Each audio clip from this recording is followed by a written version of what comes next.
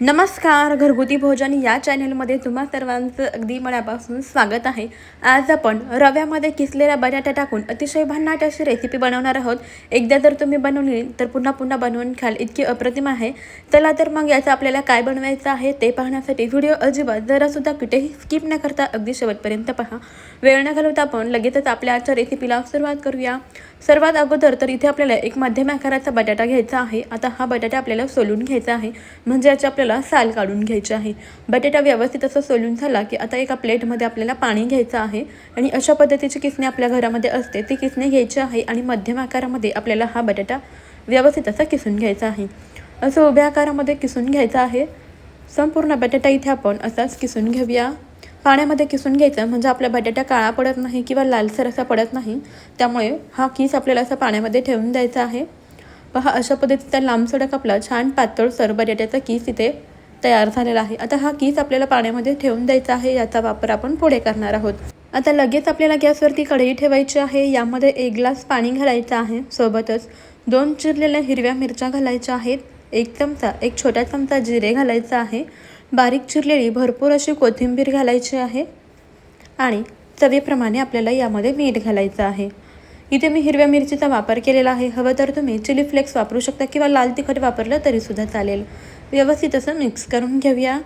आता याला ना आपल्याला छान अशी उकळी येऊ द्यायची आहे.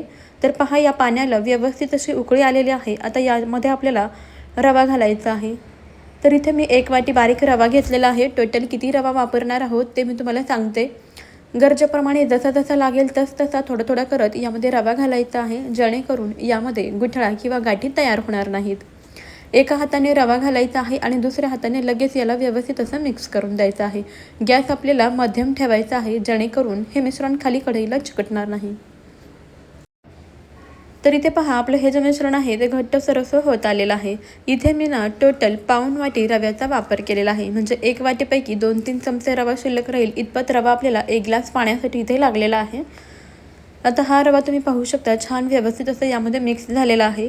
आता आपण जो किसून घेतलेला बटाटा होता ना, तो पाण्यामधून व्यवस्थित असं पिळून काढून घ्यायचा आहे. व्यवस्थित असं पाण्यामधून निथळून काढायचा आणि हा किस या रव्यामध्ये आपल्याला घालायचा आहे. संपूर्ण बटाट्याचा किस आपण रव्यामध्ये घालूयात आणि आता यामध्ये याला व्यवस्थित असं मिक्स करून घ्यायचं आहे. बटाटा आपल्याला यामध्ये व्यवस्थित असा एकजीव करून घ्यायचा आहे. पहा, असा पातळसर बटाटा किसून घ्यायचा, म्हणजे यामध्ये हा पटकन शिजला जातो. आता आपल्याला गॅस मध्यम ठेवायचा आहे. यावरती झाकण ठेवायचं आणि याला व्यवस्थित असं 4 ते 5 मिनटं अगदी बारीक ते मध्यम गॅसवरती शिजवून घ्यायचं आहे. आता इकडे हा रवा शिजतोय तोपर्यंत आपण एका प्लेटला इथे व्यवस्थित असं तेल लावून घेऊया. तेलाऐवजी इथे तुपाचा वापरसुद्धा करू शकता. सर्व प्लेटला व्यवस्थित असं तेल लावून घेतलेलं आहे. ही पूर्वतयारी अगोदर करून घ्यायची, म्हणजे नंतर आपली गडबड उडत नाही. आता आपण या कढईवरचं झाकण काढूया आणि हा रवा मिक्स करून पाहूया. पाहू शकता, हा रवा छान घट्टसर असा झालेला आहे, म्हणजेच अगदी परफेक्ट व्यवस्थित असा शिजलेला आहे. यामध्ये आपण बटाटा घातला होता तो सुद्धा अगदी व्यवस्थित असा शिजलेला आहे. आता लगेच हे रव्याचं मिश्रण तेल लावून घेतलेला प्लेटमध्ये काढून घ्यायचं आहे आणि याला अशा पद्धतीने पसरवून घ्यायचं आहे. उलथण्याच्या मदतीने आपण याला व्यवस्थित असं पसरवून घेऊया. तर इथे तुम्ही उलटण्याला थोडंसं तेल लावून घेऊ शकता आणि याने पसरवून घेऊ शकता, म्हणजे अगदी व्यवस्थित असं हे आपलं सेट होईल, व्यवस्थित असं पसरलं जाईल. तर अशा पद्धतीने आपण याला या प्लेटमध्ये व्यवस्थित असं सेट करून घेऊया, पसरवून घेऊया. तर मंडळी, तुम्हाला एक निवेदन आहे की तुम्ही आपला आजचा हा व्हिडिओ कोणत्या शहरातून किंवा मग कोणत्या गावातून पाहताय ते मला कमेंटमध्ये नक्कीच कळवा, म्हणजेच मला सुद्धा समजेल की आपले व्हिडिओ कुठपर्यंत पोहोचतात. आणि हो, महत्त्वाचं म्हणजे तुम्ही आपल्या घरगुती भोजनला अजूनही सबस्क्राईब केलं नसेल तर पटकन सबस्क्राईब करा, कारण आपल्या घरगुती भोजनवरती मी अशाच खूप साऱ्या युनिक पौष्टिक अशा रेसिपीज घेऊन येत असते. त्यासाठी नक्की सबस्क्राईब करा आणि त्यापुढील बेल आयकॉनसुद्धा प्रेस करा. पहा, इथे आपण हे ताटामध्ये व्यवस्थित असं पसरवून घेतलेलं आहे.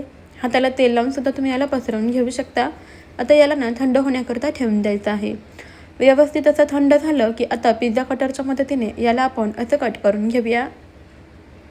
तुम्ही याला हव्या त्या आकारामध्ये कट करून घेऊ शकता. तर याला मी असं उभ्या आकारामध्ये कट करून घेणार आहे. तर ही रेसिपी ना लहानांपासून अगदी मोठ्यांना आवडेल इतकी भन्नाट आहे आणि बाहेरचं अनहेल्दी खाण्यापेक्षा घरीच हा पदार्थ बनवले ना, पहा, लहान मुलेसुद्धा खूप खुश होतात. अगदी झटपट असा होणारा हा पदार्थ आहे. तुम्ही याला प्रवासामध्ये सुद्धा घेऊन जाऊ शकता. अगदी 2 ते 3 दिवस हा पदार्थ आरामात टिकतो. हा आपण याला अशा पद्धतीने कट करून घेतलेला आहे. आता याला यामधून काढून घेऊया. त्या ताटामधून याला डिमोल्ड करून घेऊया. पाहू शकता अशा पद्धतीच्या आपल्या इथे या स्टिक्स तयार झालेल्या आहेत. जरासुद्धा अजिबात खाली ताटाला चिकटत नाही. चला तर आता आपण या सर्व स्टिक या ताटामधून काढून घेऊया आणि याला आणखीन असं कट करून घेऊया. म्हणजे याला छान असं फिंगर चिप्ससारखं किंवा कुरकुरेसारखा आकार दिसेल आणि लहान मुलंसुद्धा खूपच आवडीने खातील. तर पहा अशा पद्धतीने आपल्याला याचे कुरकुरे बनवून घ्यायचे आहेत. अशा स्टिक्स आपल्याला तयार करून घ्यायच्या आहेत. तुम्हाला हव्या त्या आकारामध्ये तुम्ही याला कट करून घेऊ शकता. हव्या त्या जाड पातळ अशा बनवून घेऊ शकता. पहा इथे आपण सर्व स्टिक बनवून घेतलेले आहेत, म्हणजे त्याचे कुरकुरे तयार करून घेतलेले आहेत. आता हवं तर तुम्ही हे असेच बनवून फ्रीजमध्ये सुद्धा ठेवू शकता आणि हवं तेव्हा याला तळून खाऊ शकता. अगदी आठवडाभर तुम्ही याला फ्रीजमध्ये स्टोअर करून सुद्धा ठेवू शकता. चला आता आपण याला फ्राय करून घेऊया. तर त्याकरता गॅसवरती कढईमध्ये अगोदरच तेल गरम करायला ठेवायचं आहे. तेल व्यवस्थित असं गरम झालं की यामध्ये या सर्व स्टिक्स म्हणजेच कुरकुरे आपल्याला सोडायचे आहेत. मध्यम गॅसवरती आपल्याला हे कुरकुरे छान कुरकुरीत होईपर्यंत तळून घ्यायचे आहेत. कढईमध्ये मावतील इतके कुरकुरे आपल्याला कढईमध्ये सोडायचे आहेत. आणि आता यावरील बुडबुडे कमी झाले तेव्हाच आपल्याला ते पलटी करायचे आहेत. पहा इथे यावरचे बुडबुडे कमी झालेले आहेत आणि एका बाजूने हे कुरकुरे व्यवस्थित असे तळले गेले की याला पलटी करून घेऊया. आणि हे सर्व कुरकुरे आपल्याला छान मध्यम गॅसवरतीच फ्राय करून घ्यायचे आहेत, जेणेकरून याला छान असा कुरकुरीतपणा येतो. अधूनमधून याला असं अलटीपलटी करून सर्व बाजूने व्यवस्थित असं तळून घ्यायचं आहे.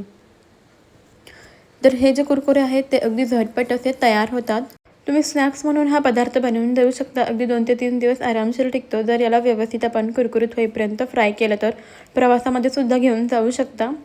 पहा मस्त असं याला सोनेरी लालसर रंग आलेला आहे आणि छान कुरकुरीत असं या स्टिक झालेल्या आहेत. आता आपण याला लगेचच तेलामधून व्यवस्थित असं निथळून काढून घेऊया आणि याच पद्धतीने आपले राहिलेले कुरकुरे इथे आपण तळून घेऊयात. हे कुरकुरे फ्राय करत असताना मध्यम गॅसवरती त्याला फ्राय करायचं, म्हणजे हे अगदी पूर्णपणे कुरकुरीत होतात. फास्ट गॅस ठेवला तर बाहेरून पटकन रंग येतो, परंतु आतमधून हे कुरकुरे नरमच राहतात. त्यामुळे मध्यम गॅसवरती याला व्यवस्थित छान कुरकुरीत होईपर्यंतच तळून घ्यायचं आहे.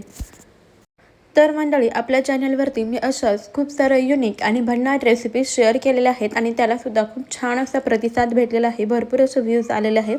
त्यामुळे तुम्हीसुद्धा त्या रेसिपीज एकदा नक्कीच चेक करा, म्हणजे तुम्हालासुद्धा नवीन नवीन अशा रेसिपीज पाहायला मिळतील.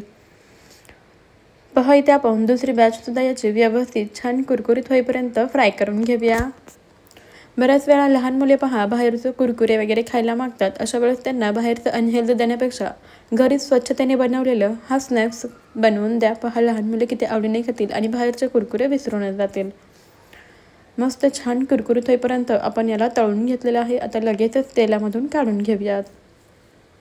घरामध्ये उपलब्ध असणाऱ्या साहित्यांमध्ये आपले आजचे हे झटपट असे कुरकुरे तयार झालेले आहेत.